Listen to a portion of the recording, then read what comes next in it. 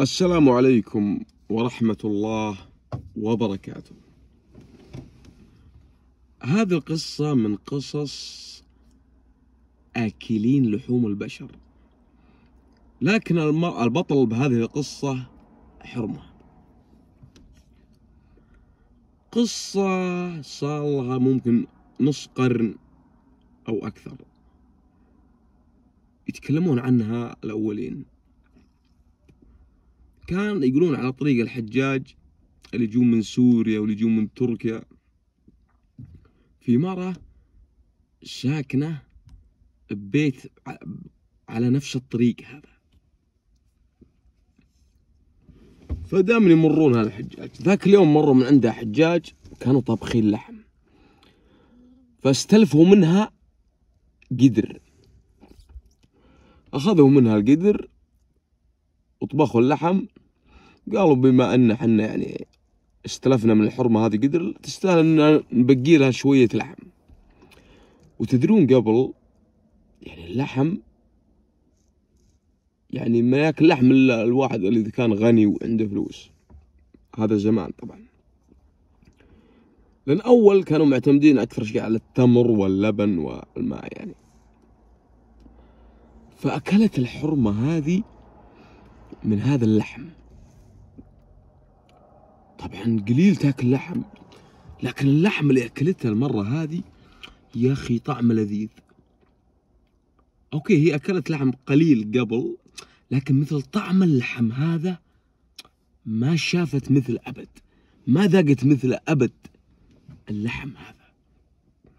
وش بلاي أنا أقول القصة كذا عشان أعطيكم جو يعني وتدخلون جو بالقصة. ما علينا من السخافة هذه. فصارت تشتهي اللحم الحرمة هذه. طبعا هي ساكنة بمكان ما لحالها، عايش على تمر ولبن بس.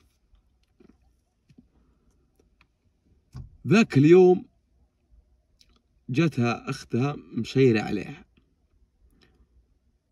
وأختها عندها بنت صغيرة توها والدة، يمكن عمرها سنة أو بالأشهر. صيرت عند أختها، قالت شوف أنا بخلي عندك بنتي وبروح أخلص شغل وأرجع وأخذ منك البنت. قالت أبد روحي وإن شاء الله إني أحرص عليها. طلعت الأخت من هنا، طبعا تشوف البنت قدامها، تذكرت طعم اللحم اللي ذاقته. وش سوت؟ راحت جابت سكين وذبحت هذه. طبعا ما اقدر اقول كلمة عشان ما يحذفون المقطع. وذبحتها واكلتها.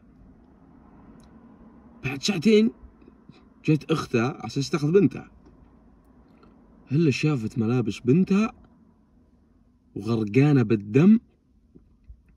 دخلت قالت وين البنت؟ قالت والله بنتي اكلتها، انا اعذريني والله اني مو بيدي غصبا عني. طبعا الاخت شافت المنظر هذا، حطت رجلها انحاشت وعلمت أهل القرية إن أختها انسعرت، صارت مسعورة، صارت تأكل لحوم البشر. فصارت الناس تخاف منها، صارت الناس تخاف تمر من عندها. وانشهرت المرة هذه إنها آكلت لحوم البشر فعلية. يوم من الأيام طلعت الحرمة هذه تدور لها صيدة تصيدها، فإلا رجال جاي، هي يقولك كانت بعدين فوق جبل، يقول عشان ترمي صخرة على الناس اللي تمر من تحت. يقولون من نشطة تمسك صخرة كبيرة، وإذا شافت أحد الحالة ترمي عليها الصخرة على راسه بحيث أنه يغمى عليه أو يموت، وتيجي تقطعه وتأكله. المهم استمرت، كما تشوف واحد حالة تقطع عليها الصخرة، اللي يموت واللي ينصرع. طبعا بالحالتين ميت، حتى لو انصرعت بتيجي هذه وتقطعه وتاكله. يوم من الايام يجيك هاك الرجال المزيون، شافته قالت والله حرام اذبح هذا، لكن بقطع عليه الصخرة يعني بحيث انه يغمى عليه، وقطع رجلينه واكل رجلينه بس. يعني تبي تسويه فخوذ متبلة، هذه اللي يبيعونها بالبقالة. اخي استخفاف الدم مشكلة صراحة. المهم فعلا سوت اللي قالته، قطت عليه الصخرة، طاح الرجال، ما مات، اغمى عليه، تشوفه يتنفس وقلبه يدق. راحت قطعت رجلينه وشوتهن على الفحم زين، واكلت رجلينه. قعد الرجال بدون رجلين، قعد الا داخل كهف هذه المرأة الشعلية. طبعا قالت له انا الشعلية وانا صراحة ابي اتزوجك، انا بس ترى قطعت رجلينك وقلتهن، ماني ماكلتك كلك. المهم تزوجته وجابت منه ولد. طبعا هو بالبيت ما يقدر يطلع المسكين، ودائما هو ولده داخل الكهف، وهي تطلع شي تسوي؟ تروح تصيد بشر. فزادت جرايمها والناس قامت تخاف. كل ما يمرون حجاج تقطع عليهم الصخرة، يعني إذا شافت أحد الحالة طبعا، أما إذا شافت مجموعة لا، تخاف هي بعد. المهم اجتمعوا أهل القرية ذاك اليوم وقالوا يا أخي نبي نفتك من هذه المرأة الشعلية، هذه ذبحت الناس قامت تخاف ما تمر من عند الطريق، مع أن الطريق هذا مهم ومختصر للقرى الثانية. فصاروا ما يمرون من الطريق ذا، يروحون يطلعون من طريق بعيد على اساس انهم يوصلون للقرية اللي هم يبونها، بسبة وشو؟ بسبة الحرمة هذه.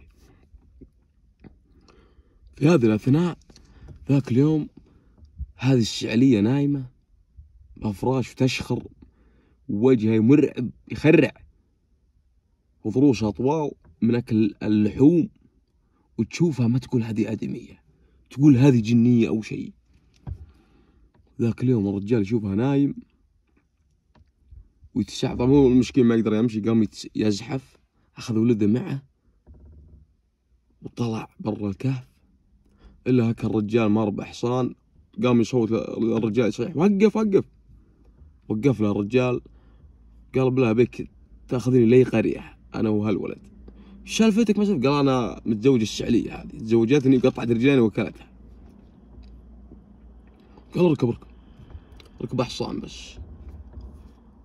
المهم جاي يمشي حصان وتقعد هذه على صوت حصان، قالت وقف وقف وقف، جيب الولد. قال لا ما جيبه، تاكلين ولدي انت بعد، انت ولدك تاكلينه، اذا ما لقيتي لحم يمكن تذبحين ولدك تاكلينه. قالت المهم انتبه له بس. طبعا خضعت الامر الواقع، الرجال حاش السلم بعمره هو ولده.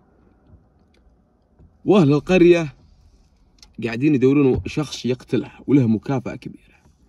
تقدم احد الاشخاص قال انا اقتلها بس بشرط تزوجوني بنت الشيخ.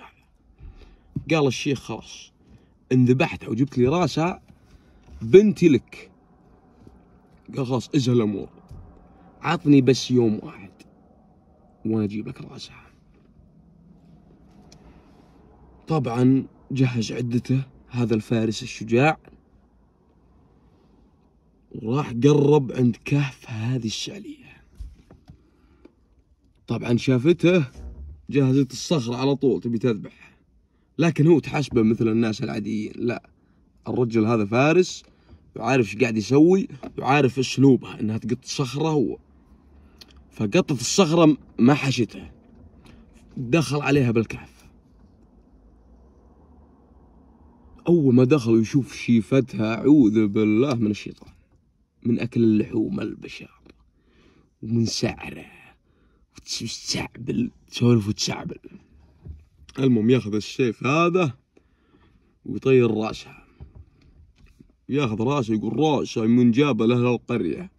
يوم شافوا راسه كلهم قاموا يتعوذون من الشيطان، من المنظر المرعب اللي شافوه، من الشيفه اللي شافوها. طبعا جاب الراس، وفى الشيخ بوعده وزوج بنته الفارس هذا. ويقولون عطاه مزرعة فوق يعني البنت اللي تزوجها، بس والله ما أدري شو اسمها المزرعة، شو اسمها، حيف أو ما أدري والله ما أدري.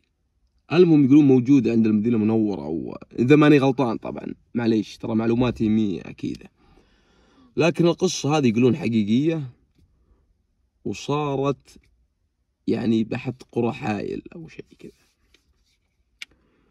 يعطيكم العافية ومع السلامة. إذا في يعني كلمة قلتها خطأ أو شيء اعذروني، ها، مع السلامة.